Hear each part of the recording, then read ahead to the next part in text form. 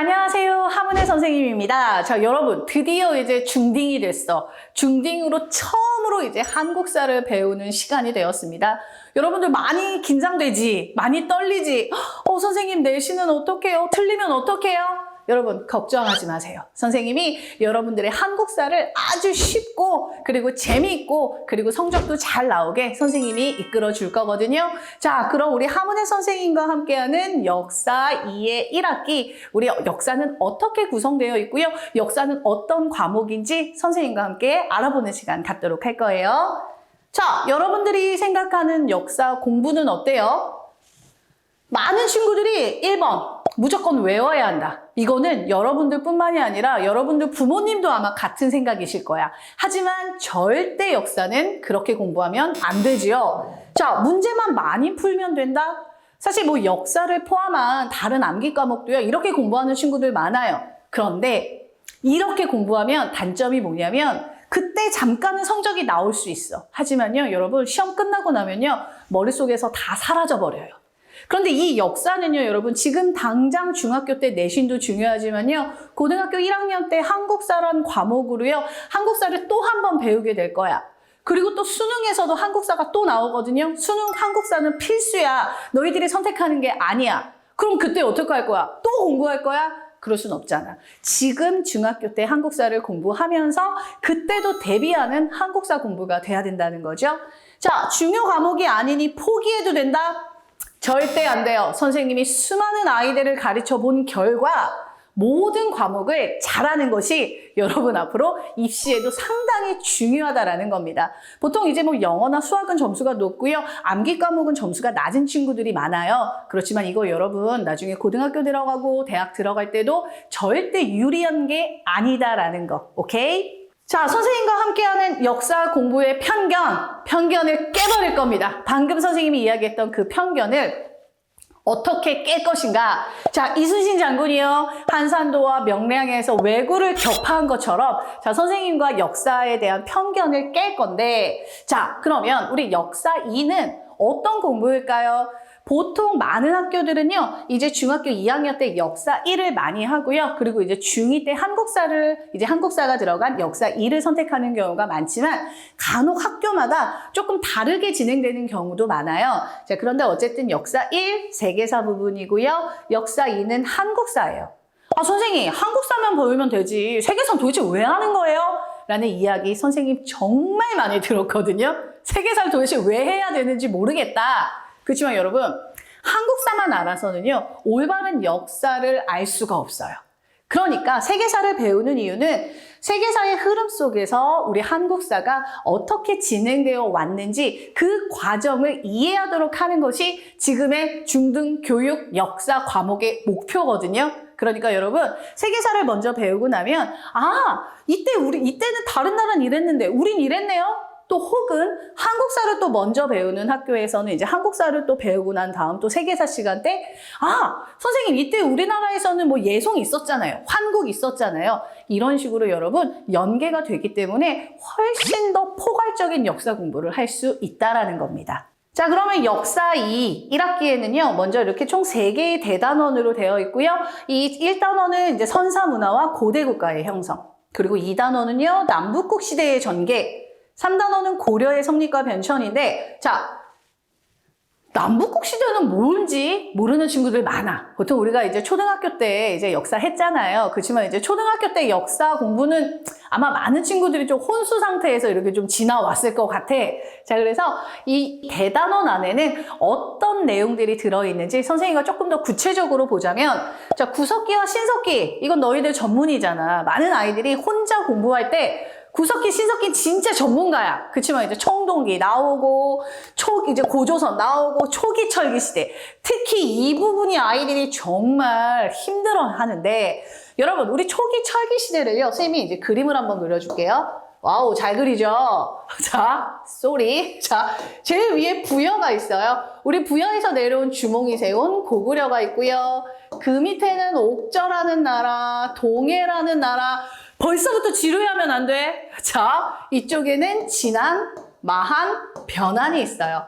이게 바로 우리 초기 철기 시대 국가인데 이 각 국가들의 특징, 제천 행사, 혼인 풍습 이거 다 알아야 돼. 그렇지만 선생님이 쉽게 알려줄 거예요. 오케이? 자, 그리고 우리 점점 고구려가 커지면서 여기는 다 고구려 땅이 되고요.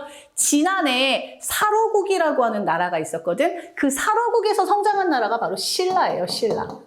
그리고 마한에서 작은 나라로 시작한 나라가 바로 백제가 되거든요. 백제. 그리고 변한에서 등장한 우리 철의 나라 가야. 이렇게 고구려, 백제, 신라, 그리고 우리 가야까지.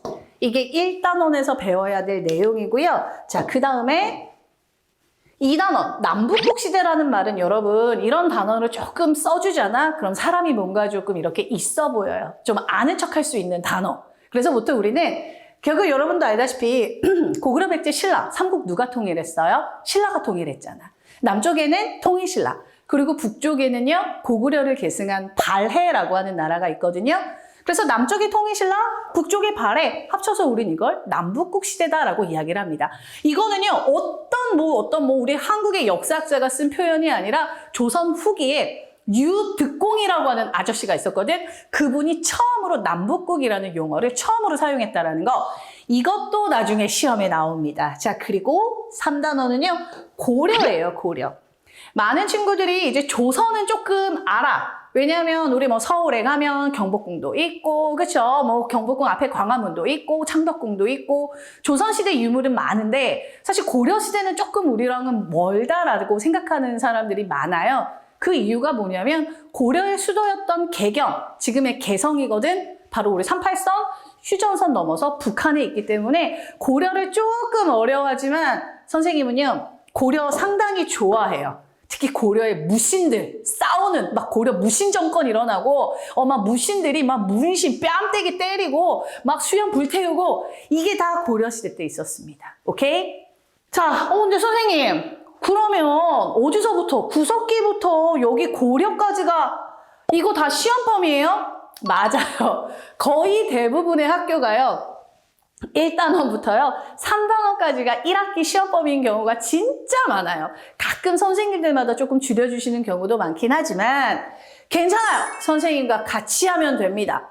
어려워하면 안 돼요. 자, 그럼 선생님과 어떻게 공부를 할 거냐? 선생님 수업은요 역사 공부의 편견을 깨는 수업, 그리고 강의 속 기출문제풀이, 풍부한 사진자료, 짧은 강의 시간. 자, 이걸 한 번 더 다시 보자면요. 자, 선생님 공부는요, 역사 공부의 편견을 깹니다. 많은 친구들이요, 선생님 수업 정말 좋아해요. 진짜 재미있어요. 그리고 또 이제 또 선생님이 가르치는 친구들 중에는요, 아, 선생님, 다른 수업은 다 듣기 싫은데요, 역사는 재밌어요. 라는 말을 진짜 많이 듣고요, 지금도 듣고 있어요. 그걸 너희들에게도 나눠줄 겁니다.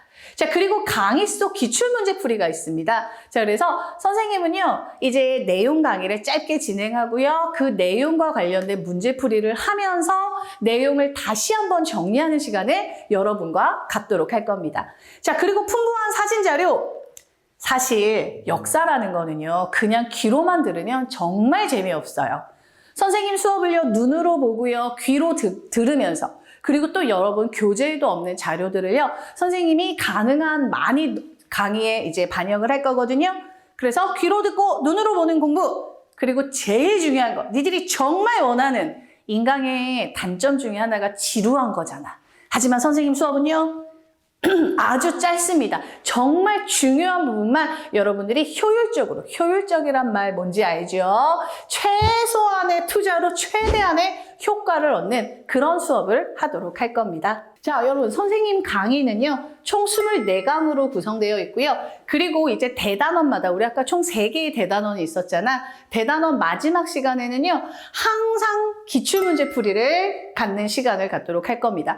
선생님이 아까 이야기한 것처럼요, 무조건 문제만 푸는 거는요, 여러분들한테 남는 게 없어. 하지만 강의를 듣고요, 그 강의 내용을 다시 한번 복습하면서 하는 문제풀이는요, 여러분 머릿속에 꼭 남는다라는 사실. 그래서 항상 마지막 대단원에는 이제 문제풀이 시간을 갖도록 할 거고요.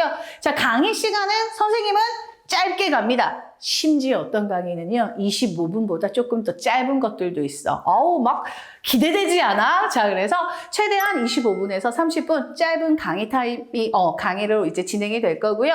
자, 그리고 이제 포인트 학습이 있어요. 핵심 개념 정리 후 선생님과 이제 항상 같이 풀어보는 문제풀이가 될 텐데, 여러분, 이게 제일 중요한 거예요. 선생님 강의는요, 짧아요. 한 25분에서 30분 정도고요. 그 강의 안에는요, 여러분의 이제 수업과 관련된 내용 정리 플러스 문제풀이까지. 그럼 선생님의 문제풀이는 총 몇 개예요? 매 강의마다 있고요.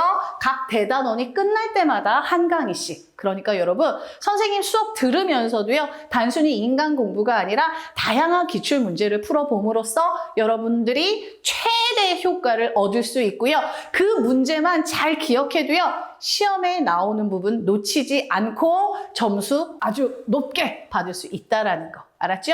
자, 그러면 선생님 수업 들을 때 준비물은 뭐가 있을까요? 딴 거 다 필요 없어요. 교재와 나는 너희들의 마음만 있으면 돼요. 자, 그래서 교재와 그리고 학교 교과서도 같이 있으면 좋거든요. 왜냐하면 우리 학교 교과서에 어떤 자료들이 있고요. 또 어떤 내용들이 있는지 좀 같이 병행하면서 공부하면 훨씬 더 좋은 효과를 얻을 수 있습니다. 오케이? 자, 그래서 그럼 이제 선생님과 역사 속으로 우리 한국사로 여행을 떠나보는 시간 갖도록 하겠습니다. 자, 여러분 준비됐죠? 수업 한번 선생님과 함께 시작해 보도록 하겠습니다.